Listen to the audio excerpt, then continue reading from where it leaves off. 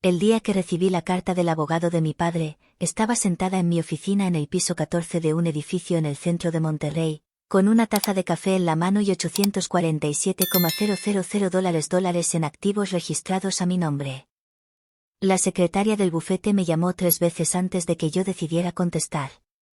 Cuando el abogado me explicó por qué necesitaban mi firma, tuve que alejar el teléfono de mi oreja y taparme la boca para no reírme en voz alta. Él me preguntó, con una voz muy profesional y muy incómoda: «Señorita Elena, ¿se encuentra usted bien?». Y yo pensé, nunca en mi vida había estado mejor. Antes de que te cuente lo que decía ese documento, necesito que sepas cómo llegué hasta aquí. Antes de que entiendas por qué me reí, tienes que saber lo que lloré. Y antes de que juzgues a mi familia, necesito que conozcas a la chica de 26 años que se subió sola a un autobús con 2 maletas y $1,200 en la bolsa, jurando que nunca volvería a pedir permiso para existir. Esa chica era yo. Y esta es mi historia. Antes de continuar, cuéntame desde dónde estás viendo esto en los comentarios. Dale like y suscríbete si alguna vez tuviste que darle a alguien una lección que nunca olvidará. Me llamo Elena Vargas. Tengo 31 años. Crecí en una ciudad pequeña del norte de México, la segunda de 3 hijas en una familia donde las reglas eran muy simples: lo que Camila quería, Camila lo obtenía. Camila es mi hermana mayor, 2 años más que yo, y desde que tengo memoria fue el centro gravitacional de nuestra casa. No por malicia de ella, al menos no al principio, sino por elección constante y consciente de mis padres.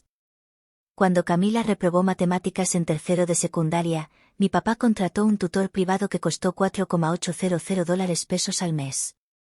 Cuando yo saqué el mejor promedio de mi generación en preparatoria, mi mamá dijo: «Qué bueno, mija», y sirvió la cena. Eso era todo. Eso era suficiente para ellos. Lo que mis padres nunca supieron es que desde los 17 años yo llevaba una doble vida, no de la forma dramática en que suena, sino de la más silenciosa y determinada posible. Mientras Camila usaba la computadora familiar para ver telenovelas, yo tomaba cursos en línea de contabilidad y finanzas personales. Mientras mis padres le pagaban a ella clases de piano que nunca practicó, yo ahorraba cada peso de los trabajos de medio tiempo que hacía sin decirle a nadie. Para cuando cumplí 21 años, tenía $38,000 ahorrados, un certificado en administración financiera y un plan que cabía perfectamente en una libreta azul que guardaba debajo del colchón.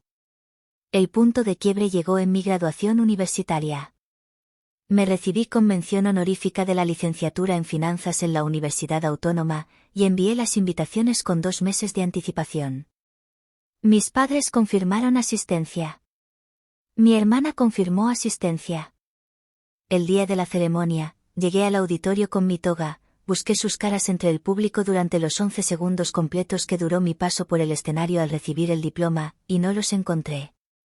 Después supe que esa mañana, Camila había tenido una discusión con su novio y mis papás se habían quedado con ella en casa, para apoyarla. 3 semanas después, Camila y ese novio terminaron definitivamente. Un mes después de eso, estaban de nuevo juntos. Mis padres nunca mencionaron mi graduación. Cuando les reclamé, fue la primera vez que mi madre usó esa palabra. Me dijo, con una calma que dolía más que los gritos: «Elena, no exageres. Eres muy intensa, siempre has sido inestable emocionalmente». Mi padre asintió sin levantar la vista del periódico. Y Camila, sentada en el sillón con una taza de té, me miró con esa lástima condescendiente que reservaba para las ocasiones especiales y dijo: «Ella siempre hace todo un drama». Eso fue un martes por la tarde. El sábado siguiente conocí a Rodrigo en una conferencia de inversiones en Guadalajara, y 6 meses después me mudé con él a Monterrey. Cuando les presenté a Rodrigo a mis padres, mi madre frunció el ceño al ver su ropa sencilla y mi padre preguntó en qué empresa trabajaba. Cuando Rodrigo respondió que tenía su propia empresa de consultoría tecnológica, mi madre respondió con una sonrisa forzada. Camila esperó a que Rodrigo fuera al baño para decir, en voz apenas lo suficientemente baja: «Es un downgrade, Elena. Pensé que con todo lo que estudias ibas a aspirar a más». Rodrigo lo escuchó desde el pasillo. Yo lo vi en su cara cuando regresó a la mesa, esa sonrisa quieta y sin dientes que yo ya aprendería a descifrar con el tiempo. Esa noche, en el coche de regreso al hotel, me tomó la mano y dijo, no tienes que explicarles nada. Nunca. Eso fue lo que me enamoró de él completamente, no su dinero, que en ese momento yo no sabía exactamente cuánto era, sino esa certeza tan tranquila con la que ocupaba el espacio.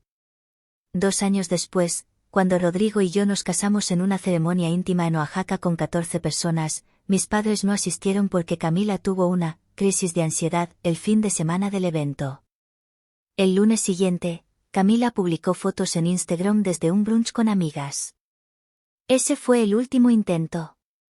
Esa semana, bloqueé sus números y empecé lo que sería un silencio de 2 años, 3 meses y 17 días. Durante esos 2 años, muchas cosas cambiaron. La más importante, yo. Me dediqué con una concentración casi monástica a construir lo que había planeado desde los 17 años en esa libreta azul. Con el respaldo de Rodrigo, quien resultó tener activos por encima de los $2.30 millones en 3 startups tecnológicas, y con mi propio capital acumulado de $127,000 en inversiones, abrí una firma boutique de consultoría financiera para pequeñas y medianas empresas. La llamé Vargas y Asociados, no por ego, sino porque quería que mi apellido estuviera en algo que yo hubiera construido. En el primer año, tuvimos ingresos por $340,000. En el segundo, cruzamos el millón. Mi socia, Daniela, una mujer 10 años mayor que yo que había sido mi mentora en la universidad y que siempre supo que yo llegaría lejos antes de que yo misma lo creyera del todo, decía que yo tenía un olfato financiero que no se enseña en ninguna aula. Fue Daniela quien me llamó una tarde de octubre para decirme que había visto el nombre de mi padre en una solicitud de asesoría que llegó a través de un intermediario. Mi padre, Ernesto Vargas, tenía un problema grave.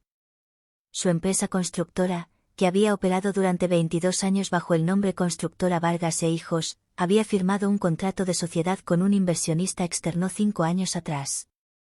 Ese inversionista ahora quería liquidar su participación, y para hacerlo necesitaba la firma de todos los accionistas registrados. El problema era que yo, sin saberlo ni haberlo elegido, seguía figurando en los documentos originales de la empresa como accionista minoritaria, con un 8% que mi padre me había asignado cuando yo tenía 19 años como parte de una estrategia fiscal que él nunca me explicó del todo. Para completar la liquidación y recibir su parte, el inversionista necesitaba mi firma. Sin ella, el proceso estaba bloqueado legalmente. Y el dinero en juego era de $100,000, de los cuales el 8% que correspondía a mi participación era $88,000 que técnicamente me pertenecían. Cuando el abogado me explicó todo esto por teléfono, con esa voz de hombre acostumbrado a situaciones incómodas, entendí de pronto la geometría perfecta de lo que estaba ocurriendo. Mi padre, que había dicho en silencio que mi graduación no merecía su presencia, que había dejado que mi madre me llamara inestable, que había permitido que su hija mayor se burlara de mi esposo, ese mismo hombre necesitaba ahora que yo, la hija inestable, firmara un papel para que él pudiera cobrar su dinero. Me tomó exactamente 4 segundos decidir que no firmaría de inmediato. Me tomó 4 semanas diseñar exactamente qué haría. Lo primero fue contratar a mi propio abogado, el licenciado Fuentes, un hombre de 58 años con cara de aburrimiento permanente y una mente como una trampa de acero. Lo segundo fue solicitar una auditoría completa de los 22 años de operaciones de Constructora Vargas e Hijos, algo a lo que tenía derecho legal como accionista registrada. Lo que encontramos en esa auditoría no fue exactamente un fraude, pero sí una serie de irregularidades contables que ponían en riesgo la validez del contrato original con el inversionista. En otras palabras, sin mi firma, no había dinero. Y con mi firma apresurada, sin revisar nada, tampoco había garantía de nada. El licenciado Fuentes sonrió por primera vez en todo el proceso cuando le mostré los documentos. Su padre necesita esto más de lo que usted cree, me dijo. La primera vez que mi padre me llamó directamente, después de 2 años de silencio, no contesté. La segunda vez, tampoco. La tercera llamada la recibió mi abogado. 3 semanas después, mi padre y mi madre llegaron en persona a las oficinas de Vargas y Asociados en Monterrey, en el piso 14 del edificio que yo rentaba con mi propio dinero. Mi secretaria los hizo esperar 25 minutos en la sala de recepción, que tenía mi nombre en letras de bronce en la pared, antes de que yo saliera a recibirlos. Mi madre entró mirando el espacio con una expresión que yo no le había visto nunca, algo entre el orgullo que nunca me dio y la incomodidad de quien acaba de entender que calculó mal. Mi padre llevaba la misma corbata que usaba para las juntas importantes, lo cual me dijo todo lo que necesitaba saber sobre cómo había preparado esta visita. No hubo gritos. No hubo drama. Mi padre me explicó la situación como si yo no supiera ya cada detalle, y al final me pidió que firmara. Le dije, con la misma calma con que él había sentido aquella tarde mientras mi madre me llamaba inestable, que firmaría cuando las irregularidades contables estuvieran resueltas, cuando mis $88,000 de participación estuvieran depositados en mi cuenta, y cuando recibiera una carta formal de reconocimiento de los hechos. Mi madre intentó decir algo sobre la familia y las segundas oportunidades. Yo la dejé terminar y luego le dije, mamá, tú me enseñaste que las acciones tienen consecuencias. Esta es una consecuencia. Mi padre no dijo nada. Creo que fue la primera vez en su vida que no tuvo nada que decir. Camila llamó una semana después. No para disculparse, al menos no de verdad, sino para preguntarme si todo esto era necesario. Le dije que sí y colgué. Quien sí llamó para disculparse fue mi tío Héctor, el hermano menor de mi padre, que había estado presente el día que mi madre me llamó inestable y que en ese momento no había dicho nada. Me llamó un martes por la mañana, con voz de hombre que no durmió bien, y me dijo, Elena, debí haber hablado ese día. Lo siento. Eso sí lo acepté. Los $88,000 llegaron a mi cuenta el 14 de noviembre. Firmé los documentos el 15. Cuando el licenciado Fuentes le informó al abogado de mi padre que la firma estaba lista, hubo 6 segundos de silencio al otro lado del teléfono antes de que el hombre dijera, gracias. Los documentos quedaron archivados. La empresa de mi padre completó su liquidación. Yo regresé a mi oficina, me serví un café, y miré por la ventana del piso 14 el tráfico de Monterrey moviéndose como siempre, sin saber nada de nada. Lo que aprendí de todo esto no fue que el dinero da poder, aunque a veces lo da.